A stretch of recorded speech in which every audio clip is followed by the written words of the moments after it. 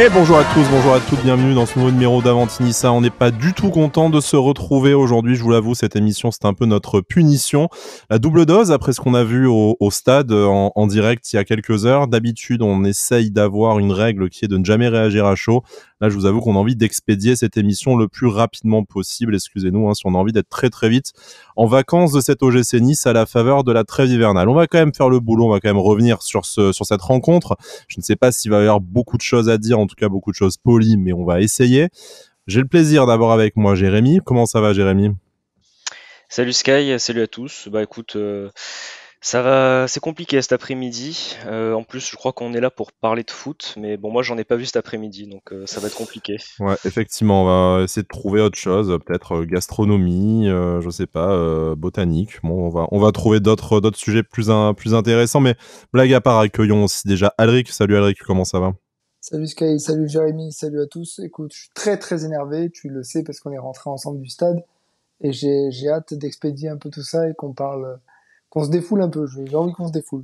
Ouais, ça sera peut-être plutôt ça, désolé, chers auditeurs, chères auditrices, si vous attendiez autre chose, mais bon, après, je sais que vous êtes nombreux et nombreuses à venir pour la thérapie. Ça sera une forme de catharsis collective, aujourd'hui, très clairement, après ce qu'on a vu.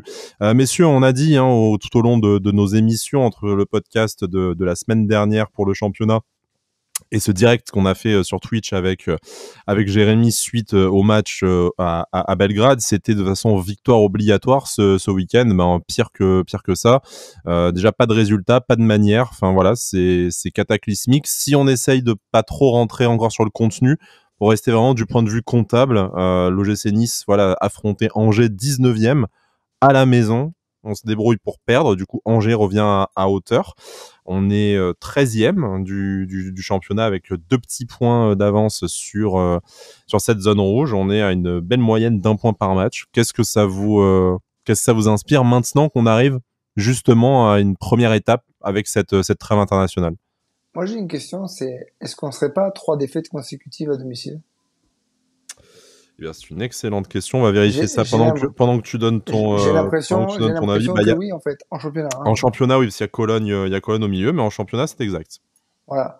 Donc ça veut dire qu'à la maison, on n'y arrive pas pour une raison qui m'échappe, face à une équipe qui n'était pas très bonne non plus aujourd'hui. Mais bon, vu qu'on part de trop bas, on n'y arrive pas. Puis surtout, tu démarres le match à 10.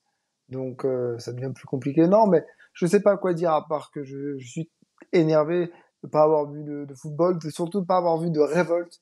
J'avais vu quelques tweets à la mi-temps du match qui disaient les commentateurs d'Amazon Prime sont outrés du comportement de notre équipe, qui est sans révolte, qui est sans solution, qui est sans rien.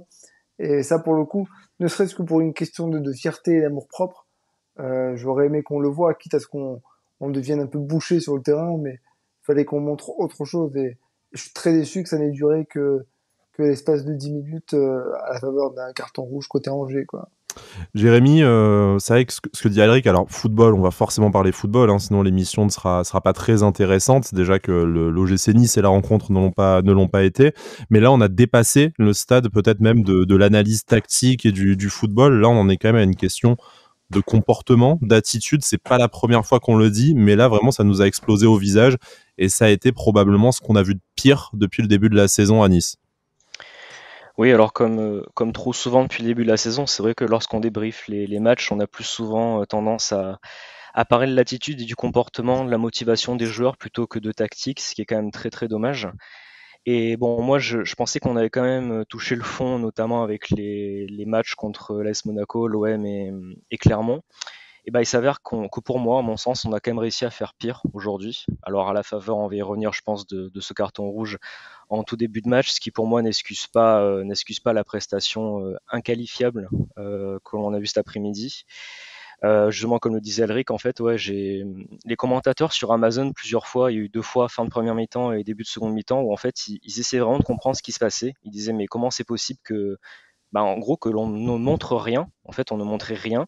On marchait sur le terrain. Alors il y a des joueurs qui sont fatigués, on va y revenir parce que je pense que c'est pour moi une erreur aussi d'avoir mis 1 ou 2 joueurs qui étaient vraiment épuisés sur le terrain, ça se voyait. Tu les mets plus en difficulté qu'autre chose.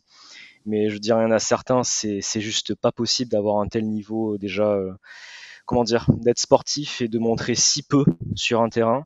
Et déjà que bon, certains soi-disant sont bons techniquement, mais en fait ne le sont pas, hein, tout simplement.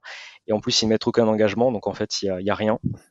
Donc du coup, ouais, on a vraiment rien vu, je crois, à part les deux occasions manquées de Andy Delors qui quand même en croque pas mal, hein, ce début de saison aussi. Faut quand même même s'il nous sauve un peu les buts de saison, il croque aussi pas mal d'occasions parce qu'il a quand même deux occasions qui sont, je dis pas faciles à mettre, mais que tu peux quand même marquer. Le match aurait été différent. Avec Donc, je crois que un huitième montant touché cette saison quand même aussi, voilà, hein, au passage. Ah, il savait. Ouais, j'avais perdu le compte et tu fais bien de me Je dire crois, parce que je crois qu'on est à 8, effectivement, en ça aussi comptant c'est incroyable. Le nombre de poteaux par match, c'est incroyable. toute compétition confondue, du coup, mais je crois qu'on est effectivement à 8. Jérémy, pardon, hein, pour terminer, on t'a Excuse-moi. interrompu. pas de souci, non, non, mais c'est vrai que du coup, en plus, c'est vrai que les rares fois où on monte quelque chose, en plus, on n'a pas de chance. Donc du coup, c'est vrai qu'en l'état, bah, il n'y a pas grand-chose à sauver. Et c'est vrai que ben, vendredi soir, on en avait parlé sur le live. Ce match, pour moi, était capital parce que si tu avais une victoire, tu pouvais repartir sur de bonnes bases et ne pas être trop décroché en championnat. Ou alors avoir une défaite, en plus, avec cette prestation lamentable où en fait ben, tu as tout simplement un début de saison pas loin d'être catastrophique, où en fait tu as juste la Coupe d'Europe qui te sauve un temps soit peu. Avec deux Parce que matchs nuls, hein, on se voilà, rappelle. Ok, on n'est pas décroché, mais on n'a pas non plus des voilà. performances de ouf en Mais Coupe d'Europe. au moins, tu vois, tu as vu un petit semblant de quelque chose et t'es pas décroché et ridicule. Mais alors en championnat, c'est quand même, enfin je veux dire, on est une équipe qui se targue de vouloir jouer la Coupe d'Europe. On a quand même 4 défaites en 8 matchs et tu n'as joué alors que 3 grosses équipes, on va dire, Lyon, Lille et Monaco, avec toutes les autres équipes qui auraient dû être à ta portée. Sachant que le prochain match, on joue au Paris, donc ouais, c'est quand même sans Todibo, ça va être quelque chose, je pense. Donc On a un voilà. enchaînement de matchs plus facile au mois d'octobre. On va terminer un peu la page comptable et au niveau du calendrier. L'OGC est 13e avec 8 points. On est 11 points derrière Lorient, 10 points derrière Lens, 6 points derrière Monaco. On attend les résultats de ce soir, hein, et notamment le résultat de PSG Lyon pour affiner le décompte. Mais voilà, et tu es même à 4 points derrière Rennes qui fait un début de saison mi-figue, mi-raisin, et surtout tu es 2 points devant cette zone rouge. Alors bien entendu, il est encore très très tôt pour parler de lutte pour le maintien, mais bon voilà, les écarts sont vraiment commencent à se creuser et on a du mal à imaginer comment tu peux rattraper 12 points sur l'Olympique de Marseille par exemple. Mais bon, on a le temps de voir la suite de la saison. Il y a ce mois d'octobre qui est un peu plus favorable. Donc bien sûr, la reprise, ce sera face au Paris Saint-Germain.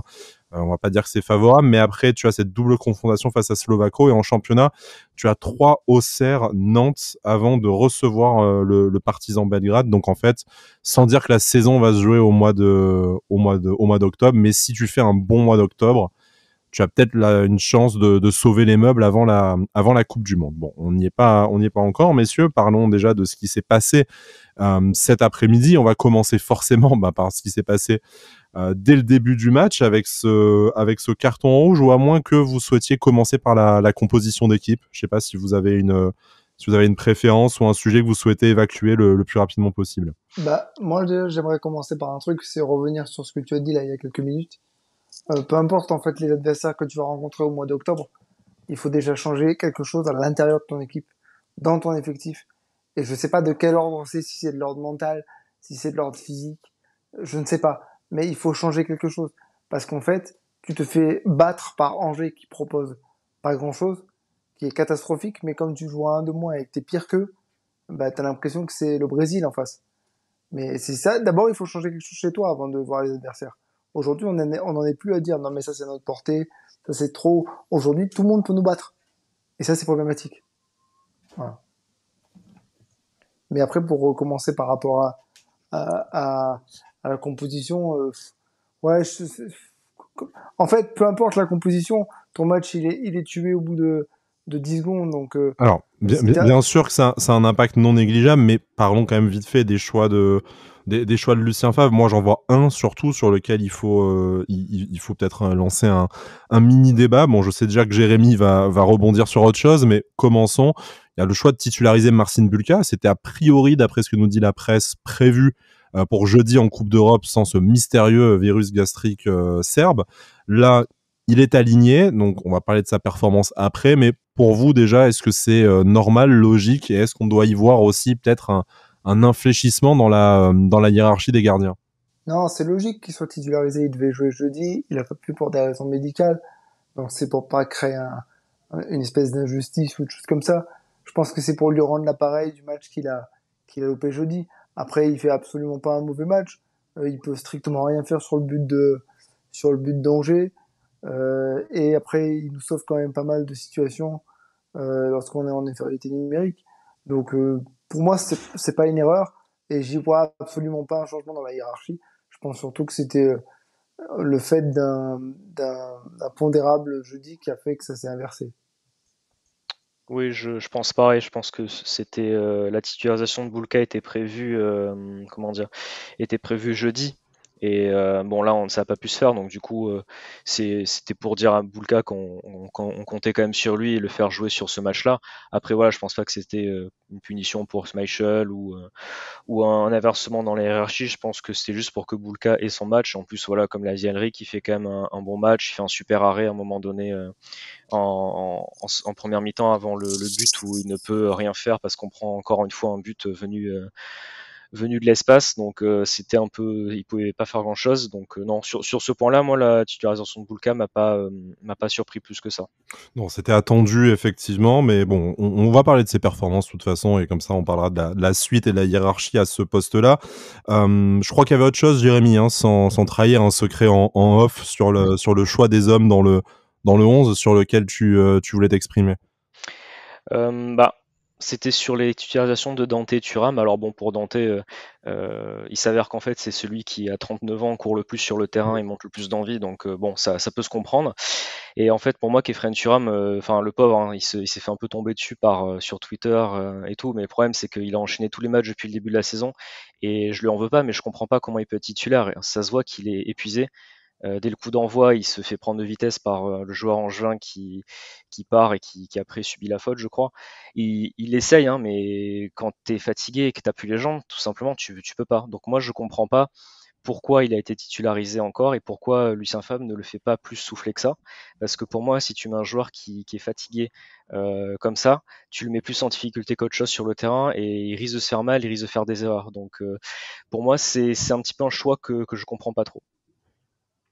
Alric, la titularisation de Kefren Thuram, pour toi, c'est quoi? C'est parce que de toute façon, on n'a pas franchement mieux en stock. En tout cas, personne ne s'est montré capable jusque-là de lui prendre la place, même pour faire l'intérim pendant 60 minutes. Est-ce que c'est une volonté de Lucien Favre de se dire, on est dans le dur en championnat, je vais aligner de toute façon mes meilleurs joueurs possibles, même s'ils enchaînent. On peut faire le rapport, par exemple, avec la titularisation de Dante, alors qu'on espérait d'envisager en tout cas un turnover et revoir Mathiavidi. Ça n'a toujours pas été le cas.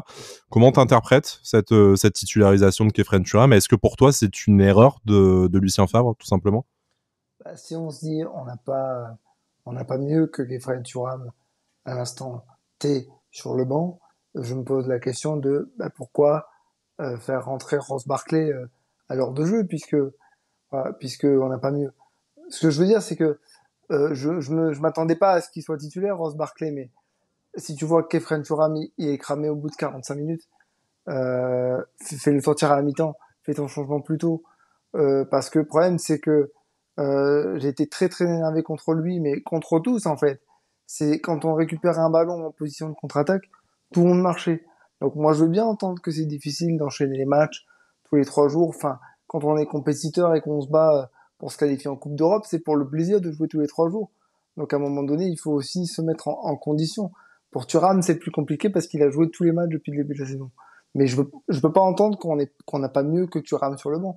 Ou alors ça veut dire qu'on a un effectif qui est pas complet ou qui est pas bon. Voilà. Bon, ça on peut ouvrir le débat en fin d'émission si tu le souhaites, hein. Ça peut être intéressant éventuellement de faire un premier bilan de l'effectif de l'OGC Nice maintenant qu'il y a eu quelques matchs depuis la fin du mercato. Mais bon, pour Kefren Thuram, bon, moi j'ai pris le bouillon, hein, dans mes mentions suite au match à ce sujet-là. Bon, moi j'ai quand même du mal à comprendre déjà qu'on chie sur un des rares joueurs de foot qu'on a dans cette équipe. Pire, t'en as quand même certains qui se permettent de réécrire l'histoire en expliquant qu'en fait il n'a jamais été bon. Bon, très bien. Enfin bon.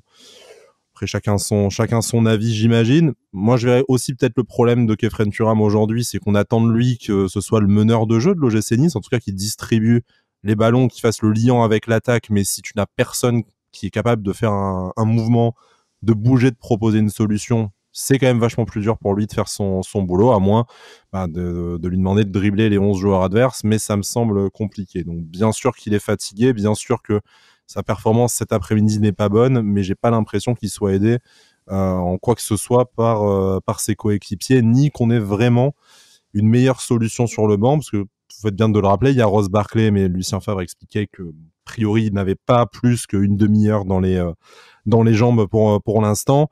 Et quand tu vois l'entrée d'Alexis Beka dans la dernière heure, et on va en parler après, je suis pas sûr que c'est apporté forcément beaucoup plus de garanties. Mais avant de parler de tous les joueurs, au moins il bouge sur le terrain. Je suis désolé, je coupe, mais au moins il bouge quoi. Il va au contact, il essaie de se battre pour récupérer les ballons. Certes, c'est hyper brouillon.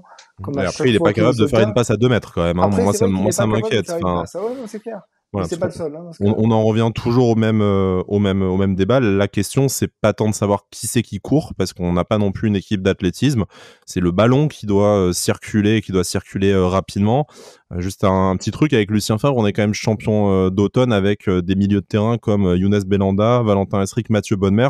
C'est des joueurs, la vitesse et la rapidité, c'est le dernier truc auquel vous pensez quand vous pensez à ces joueurs-là. Mais bizarrement, on arrivait à jouer à une touche de balle et on arrivait à se faire des passes, donc le ballon circulait vite. Bon, encore une fois, hein, je dis pas ça nécessairement pour défendre Khéphren Thuram, mais s'il y avait du mouvement et des joueurs capables de faire des passes à 2 mètres, ça serait peut-être un peu plus facile pour les joueurs doués balle au pied de briller. Mais je te propose, Alric, avant de parler d'Alexis Beka et de tous les autres joueurs qui en tout cas ont eu la chance de jouer plus de 9 secondes cet après-midi. Passons rapidement sur le fait de jeu, mine de rien, qui n'est pas négligeable. C'est l'expulsion de Jean-Claire Todibo, qui n'a décidément pas beaucoup de chance avec le corps arbitral français, et vu ses réactions sur les réseaux sociaux, il va peut-être pas en avoir davantage dans le reste de la saison, mais bon, on est content qu'il y ait au moins une personne à l'OGC Nice qui ouvre sa gueule à ce sujet. Une décision, messieurs, je pense qu'on va faire l'unanimité là-dessus, une décision catastrophique, 9 secondes de jeu, un contact qui est certes existant, mais qui est léger. En tout cas, il n'y a pas de jeu dangereux. Le joueur angevin va vers le but, mais Jean-Claire Todibo n'est pas dernier défenseur, même si cette notion a été exclue de la règle. Mais en tout cas, tu as quand même des joueurs pour potentiellement rattraper le joueur angevin, selon moi. Et il est encore à 35-40 mètres des buts. C'est un rouge qui a été sorti sans hésitation, sans consultation de la VAR, ou peut-être que dans le camion VAR, ça a confirmé la décision de l'arbitre, ce qui serait d'autant plus grave. Est-ce que, selon vous, c'est une application trop stricte du règlement avec un manque de pédagogie, ou est-ce que c'est une nouvelle décision absurde de l'arbitrage français qui, on ne va pas les accuser de complot contre l'OGC Nice, puisqu'il y a eu le même genre de décision dans le match d'avant à Reims notamment, c'est juste qu'ils sont incompétents et nuls à chier. Je te laisse commencer, Jérémy, parce que j'attends une réponse, j'espère l'avoir dans le petit laps de temps que tu auras la parole. Vas-y. Alors, pour moi, c'est clair qu'il y a faute de Todibo. Après, je pense que c'est indiscutable. Voilà, ça c'est sûr. Après, je trouve pas la faute énorme non plus quand même. Il faut remettre les choses dans leur contexte. Oui, il coupe un peu la course du joueur, mais il le touche, mais il lui fait pas mal ou quoi. Enfin, je veux dire, c'est pas une faute énorme. Comme tu le dis très justement, alors certes le joueur d'Angers est dans une situation dangereuse, mais il est encore loin des buts, et même si Dante, Barre et Lotamba sont, pas directement devant lui dans l'alignement, ils sont quand même devant sur le terrain, donc il peut encore se passer des choses. Donc pour moi, l'argument de dire il est dernier défenseur, c'est pas possible, parce qu'il n'est pas dernier défenseur. Mais c'est même pas vrai, physiquement. C'est faux. Voilà, factuellement parlant, c'est même pas vrai. C'est faux, les faits le montrent. Et voilà, moi, ce qui me dérange encore une fois, c'est que c'est rouge direct. Alors, outre l'aspect réglementaire, tout ça, tu as pour moi une erreur d'intelligence, tout simplement, parce que tu gâches le match, tu gâches un match de foot au bout de 9 secondes de jeu. Je trouve ça absolument aberrant de sortir un carton rouge comme ça en si peu de temps. Je veux dire, il y a des gens qui viennent voir le match, il y a des joueurs qui se préparent toute la semaine pour jouer ce match de foot, et on sort un carton rouge au bout de 9 secondes sur une action qui ne nécessite pas forcément de sortir le rouge.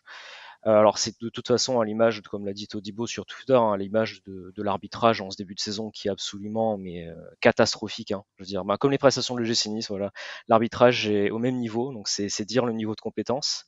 On est, je crois, à 34 cartons rouges en Ligue 1. C'est énorme. On est le championnat parmi les 5 plus grands qui Voilà, distribuent le plus de cartons et rouges. qu'on ne me dise pas que c'est à chaque fois la faute des joueurs, alors certes des fois oui, mais je veux dire on a quand même un arbitrage qui est de pire en pire je trouve, qui manque de clarté et qui manque de pédagogie en plus. Je veux dire tu peux très bien dire à Jean-Claire Todibo, tu lui mets un jaune, tu dis bon c'était une grosse faute, ok, mais Vous fais commencez mal attention à le match, je voilà. vous ai à l'œil, quoi. Enfin, Je veux dire, mais c'est un abus de pouvoir pour moi de sortir un rouge comme ça au bout de 9 secondes. C'est horrible comme décision, je trouve. En plus, Todibo est sorti, mais vraiment, il comprenait pas ce qui se passait. Pour moi, comment dire, c'est compliqué mentalement pour un joueur en plus qui comprend pas trop pourquoi et qui sort comme ça. Je veux dire, les arbitres ont une part de pédagogie à avoir et dans le championnat de France, ils ne l'ont que trop peu, je trouve, malheureusement. Donc c'est compliqué. Après, peut-être qu'on doit faire comme un autre club l'a fait dernièrement. On peut envoyer une lettre aussi pour avoir un arbitrage un peu plus favorable, je sais pas. Mais par contre, ce qui est sûr, c'est qu'à un moment donné, ça fait déjà beaucoup comment dire, de décisions en notre défaveur depuis février dernier. Ça serait bien aussi qu'au club, on monte un petit peu au créneau et qu'on arrête de jouer aux bons élèves. Mais bon. ouais, je pense que ça restera un vœu pieux, hein, Jérémy. Et puis bon, accessoirement, je suis pas sûr que de chialer dans les médias, ce soit une bonne solution sans avoir les bons relais à la Ligue. Mais bon, encore une fois, c'est pas une question de complot. On sait que ces dernières semaines, je pense que les arbitres ont une directive de leur DTN pour être particulièrement plus sévère parce que ça touche vraiment toutes les équipes. On parlait Ah oui. cet après-midi de Monaco-Reims avec ce carton rouge pour Reims, mais les Monégasques, malgré le fait que ce ne soit pas franchement nos copains, ont quand même largement de quoi déplorer l'arbitrage aussi contre eux depuis le début de la saison là-dessus. D'ailleurs, en réaction au message de Jean-Claire Todibo et même avant, pour les gens qui étaient devant leur multiplex, il y a vraiment des supporters de tous les horizons, y compris de clubs rivaux de l'OGC Nice, qui partageaient leur perplexité quant à cette décision. Voilà, c'est bien que c'est pas nous supporters et forcément peu objectifs sur le sujet qui déplorons cette situation, mais qui a un vrai problème systémique, en tout cas avec les décisions des arbitres, même si c'est vrai que ça touche quand même beaucoup l'OGC Nice ces dernières semaines. Pour parler de ce qui nous intéresse en priorité. Alric, je te propose quand parce que tu as contacté un des arbitres avec qui tu es en contact dans le cadre de tes activités, de prendre la parole si jamais plus tard dans l'émission ça intervient. Sinon, on aura le retour dans Cop Aiglon demain sur BFM Côte d'Azur, je n'en doute pas. Je voudrais juste, pour terminer sur le sujet de l'arbitrage et des cartons rouges, alors Jérémy, tu étais toi devant ta télé, donc tu as peut-être meilleure visibilité que nous avec Alric qui étions à l'autre bout du stade. Le carton rouge de Sofiane Bouffal, donc c'est cette deuxième situation où il prend jaune pour simulation, a priori. En tout cas, c'est ce que j'ai compris de l'autre bout du stade. Est-ce qu'il y a faute? Est-ce qu'il y a vraiment simulation? Qu'est-ce que tu en penses en essayant d'être un minimum objectif, même si forcément ça nous arrangeait bien sur le moment? Honnêtement, par contre, sur cette action-là, je pense que c'est très difficile à arbitrer. Alors, le premier jaune de Sofiane Bouffal, c'est sûr qu'il y a jaune, mais c'est vrai que sur le deuxième, en fait, ce qui se passe, c'est qu'il fait le crochet. Et en fait, Boudaoui est malin parce il laisse le pied en arrière et en fait, il essaye de prendre le ballon et d'empêcher Bouffal de passer. Et en fait, Bouffal, comment dire, il a le pied droit qui va se mettre sur le mollet de Boudaoui en fait. Il va chercher le contact plutôt que essayer de l'éviter. Et en fait, après, il tombe, il dit ah ben j'ai le contact avec Boudaoui, j'essaie de tomber. Sauf que bon là, l'arbitre a vu qu'il avait essayé de chercher le contact et de tomber après, donc il a sorti bon. Un manque de Voilà. pédagogie Là aussi, encore également. une fois, voilà, c'est comme là j'ai dit un manque de pédagogie pour Todibo, il faut être honnête, c'est aussi un manque de pédagogie pour moi pour Sofiane Bouffal.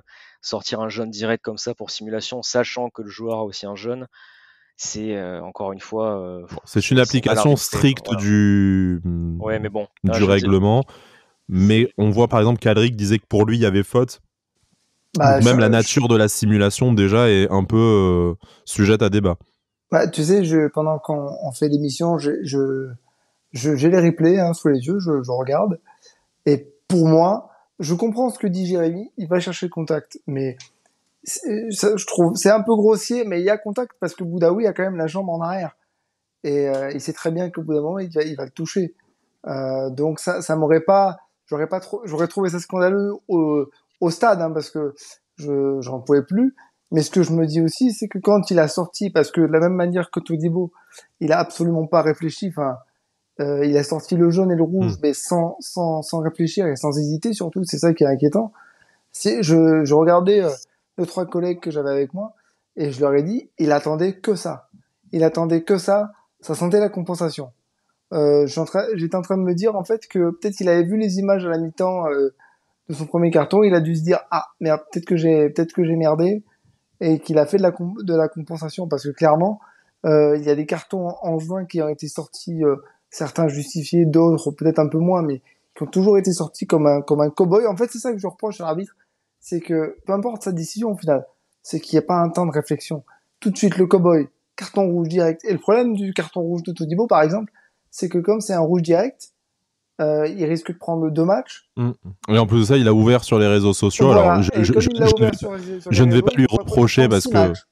Mais voilà, Donc, effectivement, on a vu notamment le président de Reims, je crois, hein, qui a pris 4 mois aussi pour cette plainte de l'arbitrage. Donc, effectivement, hein, manier le recommander, ça peut être utile, comme l'a fait Monaco, mais à manier avec prudence malgré tout. Messieurs, j'ai pas très envie, je suis désolé, hein, de revenir un peu sur les performances de chaque joueur, parce que je pense qu'il y a quand même beaucoup plus de négatifs à dire que de positif. On a déjà passé un après-midi compliqué, une soirée compliquée. Demain à la machine à café, je ne vous en parle même pas. Alric va débriefer le match une deuxième fois, donc on va essayer de l'épargner un maximum. Mais avant de mettre un terme prématuré à cette émission, je voudrais qu'on se prête à l'exercice qu'on fait d'habitude et que on lance chacun tour à tour une discussion, en tout cas, proposer un débat ou un échange sur un point qui nous a semblé être essentiel ou en tout cas digne d'intérêt dans ce match. Donc, essayons d'en trouver 3. Ça sera, ça sera déjà une belle performance. Jérémy, du coup, est-ce qu'il y a quelque chose, un enseignement en particulier de ce match que tu voudrais tirer? C'est quelque chose que l'on sait déjà, mais l'entrée de Youssef Attal. Merci Youssef de nous montrer ce qu'est un latéral et un joueur de foot qui a envie. Il fait un très bon début de saison, comme on l'a dit. Il a fait une bonne entrée. Il n'a pas tout réussi, mais il a quand même réussi pas mal de choses. Et en fait, c'est un des seuls, je crois, qui a apporté un peu de danger en seconde Avec ce mi-temps. magnifique centre, Voilà. quand même, qui aurait pu faire but à Qui pas aurait pu grand faire chose près. but. Mais voilà, il a fait une bonne entrée et c'était bien. Ça m'a un peu mis du baume au cœur de le voir rentrer en jeu. Parce que je sais pas si on va en reparler, mais encore une fois, la prestation vraiment compliquée cette fois de nos deux latéraux, parce que je vais en défendre aucun aujourd'hui. Les deux ont été vraiment pas bons, il faut le dire. Donc merci Youssef. Melvin Barr a réussi un centre. C'est à peu près tout ce qu'on peut retenir de Pour une fois, sa rencontre, malheureusement. Tellement qu'à la fin du match, il était snobé par ses coéquipiers quand même. Hein. C'était parti. Moi, j'ai rarement vu ça. On aurait dit Johan Gourcuff prime en équipe de France quand même hein, à ce moment-là, mais sans le talent balle au pied, malheureusement. Alric, pour Youssef Attal, on n'aurait pas misé 1 euro hein, sur lui à la reprise de l'entraînement, et en fait, il nous fait bien fermer nos bouches. Et on aime ça, on aime voir que Youssef Attal peut être un patron de cette équipe, peut être un joueur exemplaire dans l'attitude, dans son football, qui peut être dangereux. Et en plus de ça, physiquement, même s'il y a eu cette petite alerte dans la semaine, il assure il assure autant que ses coéquipiers l'enchaînement des matchs. C'est peut-être la vraie bonne surprise de ce début de saison. ouais, c'est la surprise parce que quand il est rentré là à l'heure de jeu, j'étais persuadé que il avait réussi à mettre le petit grain de folie qui nous manquait pour emballer le match. On venait de voir notre adversaire prendre un carton rouge, il rentre, il met le feu tout de suite. Enfin, clairement, sa première action, ça peut faire but. Certes, il dépense beaucoup d'énergie, il est un peu brouillon parfois, mais il dépasse la ligne médiane parce qu'en fait, c'est ça que je voulais dire par rapport à Jordan Thomas, c'est que il dépassait pas la ligne médiane. C'était comme si, en tant que latéral défensif, pardon, il avait un mur invisible comme dans les jeux Ubisoft où où il peut pas dépasser parce que la zone est délimitée. Et ça m'a rendu fou parce que déjà que les joueurs marchaient, lui, à partir d'un certain point de terrain, il avançait plus. Non, Youssef Attal a quand même fait la différence. Mais moi, ce qui m'a le plus marqué dans ce match-là, on le sait, hein, il y a pas, il y a pas de surprise par rapport à ça. C'est le gros match de Boulka parce que il nous en a quand même sauvé quelques-unes. Il pourrait y avoir au moins 3-0 à la mi-temps sans sourciller. Il sort 2 beaux arrêts à terre. Merci Marcin, quoi. Et tu dis ça avec un maillot Casper Schmeichel sur le dos, pour qu'on Oui, t'accuse complètement. pas de manque d'objectivité sur le sujet. Voilà, exactement. Et puis surtout, je l'ai déjà dit et je le répète s'il faut, je n'ai rien contre Marcin Bulka. Même, j'ai envie de dire, je n'aime pas trop qu'on parle de concurrence entre les deux, mais je pense plutôt que c'est une espèce de complémentarité, d'accompagnement, comme aime le dire, par exemple, le Club Nissa, Guillaume, sur les réseaux. Donc, je n'aime pas trop quand on les oppose. Je pense que un accompagne l'autre et que les choses se feront naturellement. C'est vrai qu'au départ, j'étais venu avec mon petit maillot Schmeichel dans l'espoir peut-être de le voir jouer. Mais logiquement, voir Marcin Bulka titulaire, ça m'a pas dérangé du tout. Et puis la rentrée de Ross Barkley, même il a été un peu agacé, je pense, de voir une équipe un peu pourrave, au point qu'il a voulu charcler un joueur d'Angers. Je l'ai trouvé intéressant, mais bon, quand c'était le seul à jouer au milieu de 11 centons, pardon, c'est compliqué.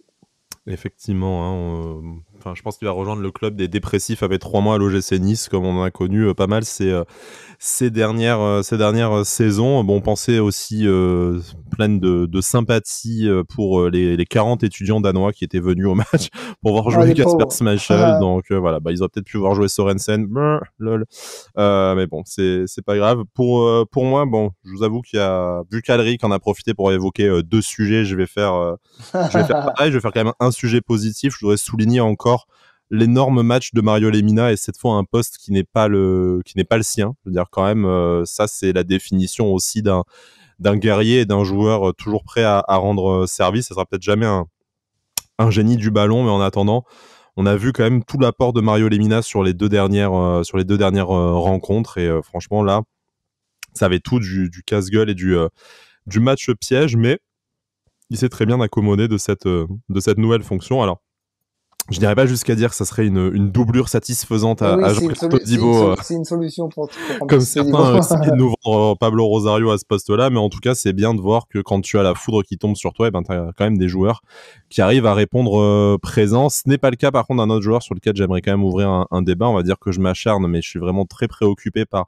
l'absence totale d'apport qu'il peut avoir individuellement et collectivement. C'est Nicolas Pepe qui a encore été auteur pour moi d'une prestation tellement nulle que quand Bilal Brahimi est rentré, j'ai été soulagé. Alors ça a duré encore moins de temps que la performance de Jean-Claire Todibo cet après-midi. Hein. J'ai pas tenu les 9 secondes de soulagement, mais vraiment, si messieurs vous pouvez m'expliquer ce qu'apporte Nicolas Pepe à cette équipe, je suis preneur, parce qu'à aucun moment ça a été bon, et j'ai en tête cette action où Jordan Lotomba monte, arrive à la ligne médiane, et qu'en fait tu as Nicolas Pepe qui l'accompagne, mais à côté de lui, au lieu de lui proposer une solution, et genre qui à 1 mètre, donne-moi le ballon, alors qu'il est immobile dans les pieds, entouré par 2 angevins.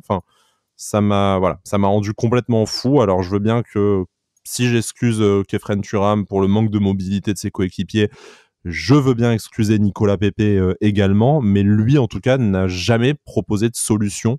Et les rares fois où il s'est retrouvé balle au pied dans la surface angevine, il en a fait n'importe quoi. Et s'il y a eu quelques éclairs, notamment en Coupe d'Europe, globalement, c'est un bilan qui, pour l'instant, est catastrophique pour un joueur qui était censé t'apporter quelque chose tout de suite.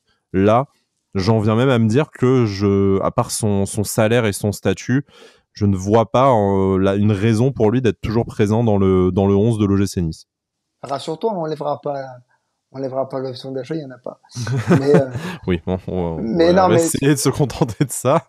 Déjà, je me dis que du fait qu'il il a pas d'option d'achat, bon, je dis ça maintenant, mais s'il faut, c'est absolument pas le cas. Peut-être qu'il est pas totalement à fond. Ensuite, puisqu'on me disait, on me l'a encore dit au stade, mais gentiment, hein, que je pouvais pas préférer Schmeichel par rapport à Bulka, j'en profitais pour dire que contrairement à Schmeichel, Nicolas Pepe n'a pas besoin d'une période d'adaptation au championnat de France, puisqu'il le connaît très bien. Alors peut-être une petite adaptation à son équipe, mais ça prend quelques semaines, pas plus. Mais ouais, c'est impressionnant parce que il demande jamais le ballon en profondeur. Il réussit pas de passe comme ses coéquipiers, et il râle tout le temps quand il a pas le ballon dans les pieds. Enfin, je sais pas, on nous vendait un joueur rapide qui demandait la profondeur, qui était capable de partir en dribble. Il y a pas un moment où il joue le 1 contre 1. Pas un. Et il de toute façon, quand il y a un duel, il le perd. Donc voilà, il tente pas de frappe, il tente rien. C'est catastrophique. Bon, après, son compère de l'autre côté a pas été meilleur, mais ça, à la limite, c'est pas grave, puisqu'on aura le temps de le voir jouer chez nous. Mais non, Nicolas Pepe, c'est la grosse interrogation pour l'instant d'un point de vue offensif. Ouais, moi je trouve que j'avais vu un petit peu de mieux honnêtement avec le match contre le Partizan Belgrade, même si c'était pas dans le registre dans lequel j'attends Nicolas Pepe. Là aujourd'hui, ça a été vraiment pas bon, hein. C'était trop de déchets, des déplacements qui n'étaient pas les bons. Alors après, pour certains cas, oui, on a parlé de la montée de Jordan Lotomba à un moment donné que Nicolas Pepe accompagne. Par contre, il y a des fois où quand même il aurait pu avoir des meilleurs ballons et là, c'est plutôt ses coéquipiers qui lui ont Bien pas sûr, passé encore comme il une fallait. fois, hein, c'est Voilà, personne ne lui a fait de passe dans voilà. les pieds non plus, donc Et en fait, je trouve que lui ne demande pas assez le ballon en profondeur aussi, et c'est là où il peut être bon. C'est quand il est lancé et hmm, qu'il peut prendre de la vitesse. Sauf que ben il peut jamais prendre de vitesse parce que soit il se place pas comme il faut, soit il reçoit pas les bons ballons. Donc en fait, on voit des matchs là, des derniers matchs de Nicolas Pepe, on voit rien de sa part en fait hmm. parce qu'il apporte pas, il apporte trop peu. Et même dans ses 1 contre 1, comme le disait Alric, dans ses 1 contre 1, il fait pas de différence. Alors que c'est Mais il les peut-être joue le pas. Il joueur les qui joue voilà, même pas les 1 contre 1. voilà. Et du coup, c'est le joueur avec Sofiane Diop qu'on attend peut-être le plus dans ce registre-là. Hmm. Et il fait pas cette différence-là. Donc, bah, du coup, voilà, c'est un mauvais match de sa part. Et Encore. bon, voilà, encore. Et malheureusement, il va falloir que lui aussi se mette au niveau parce que là, si lui et ses coéquipiers continuent avec ce niveau-là, on va pas aller loin, on va pas marquer beaucoup de buts. Non, ouais, Alors, messieurs, effectivement. j'ai mon contact, enfin mon contact. Oui, le contact dans ma TL arbitre qui vient de me répondre par Parfait. rapport à l'exclusion de Jean-Claire Todibo. Donc, je vous lis ce qu'il m'a noté. Je lui en profiter pour lui poser une question. Il devrait pouvoir me répondre dans quelques secondes. Il me fait, pour faire simple, l'anéantissement d'une occasion de but, qui est le motif de l'exclusion ici, se caractérise par la distance restante entre le ballon, le nombre de défenseurs restants entre le ballon et le but, et le sens du jeu, etc. À image arrêtée, c'est vrai que le seul joueur qui est dans le sens du jeu, c'est Jean-Claire Todibo. Dante n'est pas dans la même trajectoire et le Tomba et Barr sont absolument pas en mesure d'intervenir. Donc en fait, c'est presque comme s'il était dernier défenseur, presque. Et donc c'est considéré comme l'anéantissement et ça peut valoir rouge effectivement d'un point de vue réglementaire. Très bien. Bah, écoutez, on a le point de vue réglementaire. Après, libre à nous de nous faire notre avis sur la capacité des autres joueurs de l'OGC Nice à stopper l'action et la distance qui est restée avant le but. Mais bon, merci Alric en tout cas. J'en ai profité pour lui poser une question. Alors si jamais avant la fin il me répond, c'est dans quelques secondes. J'ai demandé, mais il y a d'autres joueurs autour de lui, je pense notamment Hmm. à Lotomba qui peut faire une course en diagonale et couper le défenseur. Je pense qu'en fait, ils ne rentrent pas en compte parce qu'ils ne sont pas dans l'alignement Hmm. de la faute, en fait. Ils sont à l'opposé. Écoute, tu nous dis si jamais tu as une réponse. Je voudrais terminer cette émission, messieurs, par une question toute simple mais lourde de conséquences. C'est une question qui nous est réclamée par nos auditeurs. Hein, donc, du coup, parce qu'après, non, malheureusement, on n'a pas pu faire beaucoup de libre antenne ces derniers temps. Alors, je vous avoue que la trêve s'y prête très bien, mais j'ai pas. On verra si je change d'avis, mais On là, n'a pas envie, voilà, faut être là clair, pour on n'a l'instant, pas j'ai pas envie. envie. Très clairement, si c'est pour une session de scarification collective, je préfère prendre 10 jours de vacances. Hein, je suis désolé, mais bon, peut-être que je changerai d'avis d'ici là et qu'on fera ça pendant la trêve à cause de la Coupe du Monde. Mais messieurs, là, il y a un premier arrêt en championnat. On a 8 journées plus 4 matchs de Coupe d'Europe qui ont été joués. La question est toute simple. Est-ce que pour vous, pour l'instant, Lucien Favre fait son travail, ce qui était attendu de lui? Et est-ce que pour vous, aujourd'hui, c'est l'homme de la situation et avec qui vous vous projetez pendant 2 ans? Ou est-ce que son statut aujourd'hui peut commencer à être remis en cause dans les têtes des dirigeants de l'OGC Nice? Vas-y, Jérémy. Pour moi, Lucien Favre, le problème c'est qu'il y a trop d'éléments contraires et que bah il peut pas comment dire, peut pas tout faire tout seul. Pour moi, comme disait Alric tout à l'heure, il faut changer beaucoup de choses dans l'équipe. En fait, pour moi, c'est plutôt dans le club. Pour moi, il y a un gros problème dans le club depuis l'année dernière, depuis la seconde partie de saison. Il y a quelque chose qui va pas parce que qu'importe les joueurs qu'on met sur le terrain, qu'importe l'entraîneur, qu'importe le staff, on voit les mêmes matchs sans envie. En fait, on voit même pas de football. Donc il y a un gros problème de fond. Alors après, Lucien Favre, aussi bon entraîneur qu'il est, malheureusement, quand tu te retrouves dans une situation pareille, tu peux pas faire grand-chose non plus. Enfin, il peut pas sortir des coups de son chapeau tout le temps et bah, comme je disais tout à l'heure, tout faire tout seul. Pour moi, j'ai encore envie de lui donner, lui donner ma confiance parce que c'est un très bon entraîneur et qui sait très bien ce qu'il fait, je pense. Après, par contre, la seule chose que je lui reproche, moi, c'est un petit peu des fois son attitude en conférence de presse, notamment lorsqu'il a parlé de Ross Barkley. Je le trouve un petit peu en conférence de presse, je le trouve lassé et démotivé. Donc j'espère qu'il n'est pas comme ça aussi dans ses causeries de match. Après, voilà, je garde ma confiance en lui, mais pour moi, il y a, outre Lucien Favre, qui pour moi, je pense, n'est pas forcément encore menacé et à qui je fais encore confiance, il y a un trop gros problème dans le club. Je sais pas d'où ça provient, vu que Christophe Galtier est parti, Julien Fournier aussi est parti, donc on a quand même changé beaucoup de choses. Je comprends pas ce qui se passe, mais il y a clairement un problème.